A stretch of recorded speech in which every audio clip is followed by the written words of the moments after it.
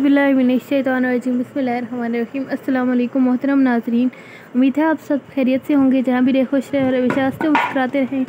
आज मैं आपके लिए एक बहुत ही अच्छा 9 मुहर्रम का ऐसा वजीफ़ा लेके आई हूँ जिससे आपकी हर ख्वाहिश हर हाजत पूरी हो जाएगी और इंशाअल्लाह ताला आपको हर मुश्किलात से निजात मिल जाएगी। ये वजीफ़ा किसी भी किस्म की मुश्किल और हाजत के लिए है, तो इस वजीफ़े को लाजमी करें। ये छोटा सा वजीफ़ा बहुत ज़्यादा कमाल रखता है और आपकी हाजात इस वजीफ़े के ज़रिए पूरी हो जाएंगी। लेकिन उससे पहले अगर आप हमारे चैनल पर नए हैं तो वीडियो को लाइक शेयर और चैनल को सब्सक्राइब कर दें, ताकि इसी तरह की अच्छी अच्छी वज़ाइफ़ की वीडियोज़ और अच्छे अच्छे किस्सों की वीडियोज़ आप तक पहुँचती रहें और आपके ईमान को ताज़ा करती रहें। तो वजीफ़ा शुरू करने से पहले वजीफ़े करने के असूल का सबसे पहला असूल ये होता है कि आपका यकीन कामिल हो। जब तक आपका यकीन कामिल नहीं होता कोई भी वजीफ़ा असर नहीं करता।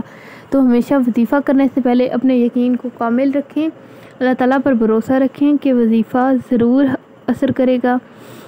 उसके बाद वजीफ़ा शुरू करें।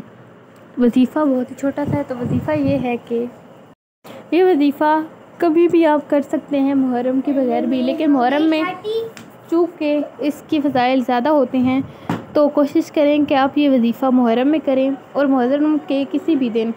लेकिन अगर 9 और 10 मुहर्रम को करें तो ज़्यादा बेहतर होगा, क्योंकि उस दिन फजीलत ज़्यादा होती है। अगर आप इस वजीफ़े को 9 या 10 मुहर्रम की सुबह को करते हैं तो फिर आपने इस तरह करना है कि फ़जर की नमाज के बाद 2 रकअत नमाज़ हाजत अदा करनी है और फिर वहीं बैठ के अल्लाह के 2 सिफ़ाती नाम या रहीमो या गफूरो, इन दोनों नामों को आपने सजदे में जाकर 5 मरतबा पढ़ लेना है।